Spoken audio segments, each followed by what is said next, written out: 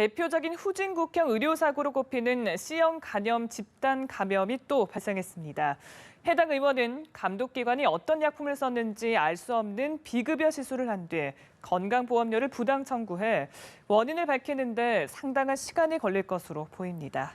이준흠 기자입니다. 서울 동작구에 있는 한 의원입니다.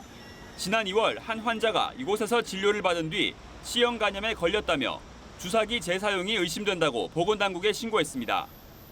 현장 조사 결과 지난 10년 동안 이 병원을 이용한 환자 가운데 508명이 C형 간염을 앓았거나 현재 치료 중이었습니다.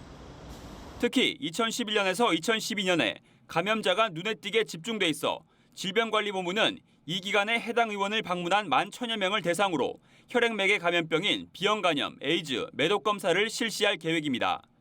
보건당국은 우선 주사기 재사용보다는 감염된 주사제 혼합액을 여러 환자에게 주사해 집단 감염이 발생했을 가능성이 큰 것으로 보고 있습니다.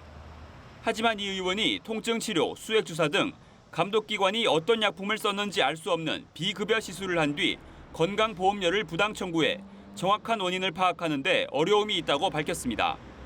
이 부분들이 청구를 한 부분들이 약간 비보험 청구를 부당 청구를 하셨지 않습니까? 그러니까 결국은 이걸 분석을 하더라도 사실 이 데이터가 그렇게 그 위험성이나 연관성을 보이지 않았고요.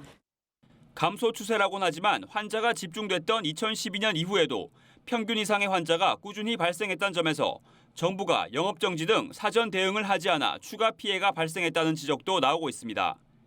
지난해 서울 다나 의원과 올 초 한양 정형외과 의원에서도 모두 합쳐 306명이 일회용 주사기 재사용으로 C형 간염에 감염되는 등 후진국형 의료사고가 계속되고 있습니다.